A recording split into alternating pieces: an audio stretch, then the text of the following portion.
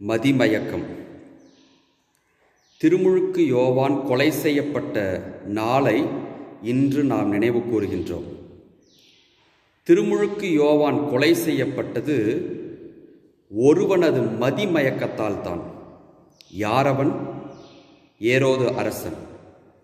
ஏரோது அரசனின் மதியை மயக்கியது ஒரு சேர வந்த இரண்டு விஷயங்கள். ஒன்று மது, மற்றொன்று மாது. மது மற்றும் மாதுவால் வரும் மதிமயக்கம் இரண்டு பேரை கொல்லும்.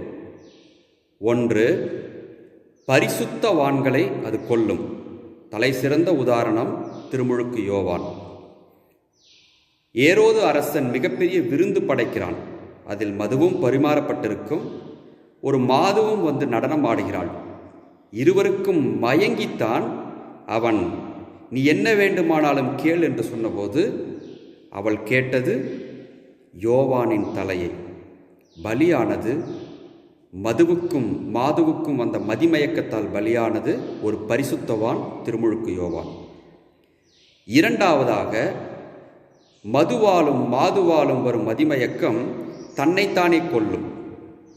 தலை சிறந்த உதாரணம் யூதித்து புத்தகத்தில் நாம் காண்கின்ற ஒலேபெரின். இந்த ஒலேபெரின் நெபுக்கத்நேசரின் படை தளபதி.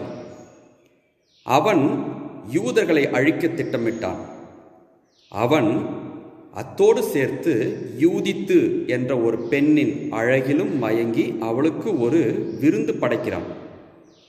யூதித்து புத்தகம் 12:20 இவ்வாறு சொல்கிறது: ஒலேபெரின் யூதித்திடம் மனதை பறிகொடுத்து மட்டுமீறி குடித்தான். பிறந்த நாள் முதல் அன்று போல் அவன் என்றுமே குடித்ததில்லை.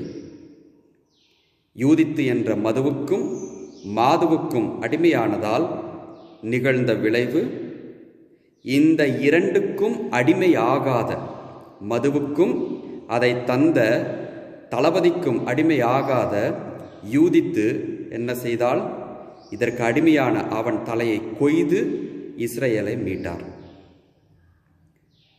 மது மற்றும் மாதுவால் வரும் மதிமயக்கம் தன்னையும் தன் குடும்பத்தையும் சமூகத்தையும் நாட்டையும் பேரழிவிற்கு இட்டுச் செல்லும் என்பது மட்டும் உண்மை.